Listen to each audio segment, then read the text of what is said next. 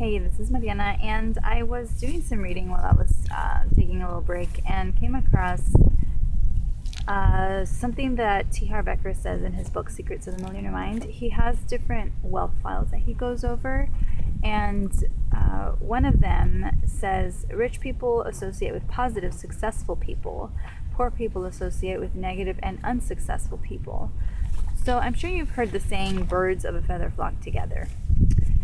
And one of the things he talks about is, and something that I have struggled with as well, is what happens when it's like the closest people next to you.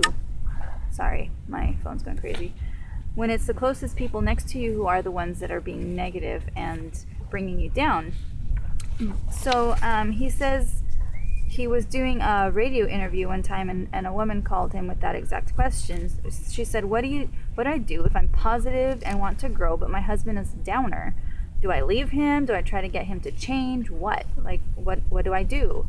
So he told her this. And he says that this is something that he tells and suggests to everyone who goes to his courses. Now, he says, first of all, don't bother trying to get negative people to change or come to the course. That's not your job. Your job is to use what you've learned to better yourself and your life. Be the model, be successful, be happy. Then maybe, and I stress maybe, they'll see the light in you and want some part of it.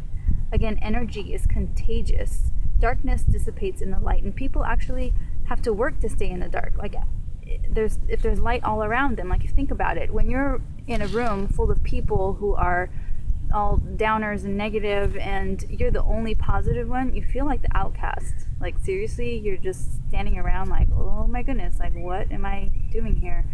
And it's the same for the opposite effect. If someone who is always negative is sitting in a room with a bunch of positive people, it starts, sticking to them. They start feeling like, maybe, I should laugh or something so I don't look like an idiot standing here being all, pouting and stuff.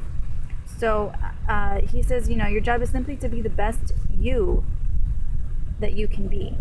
And if they choose to ask you your secret, then you tell them.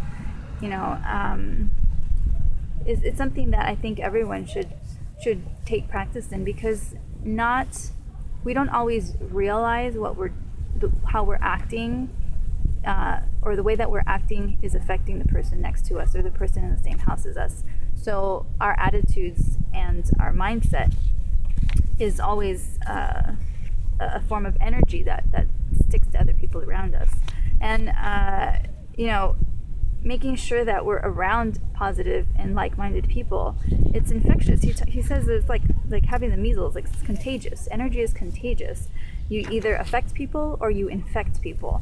So, and the same holds true when, the opposite way around, either going to affect or infect you, surrounding yourself with those kind of people.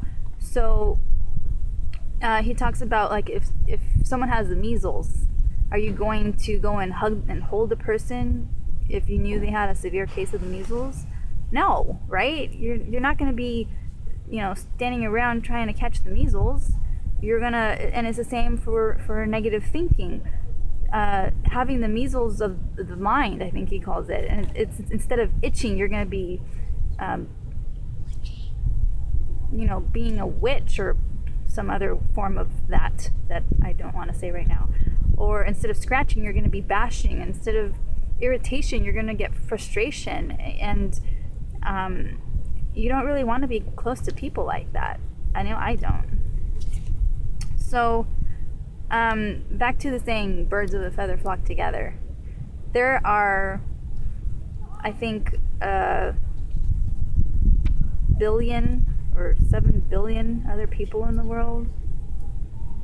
I can't find it right now, but there's so many other people in the world. Like, why are you going to stick to someone that is infecting you?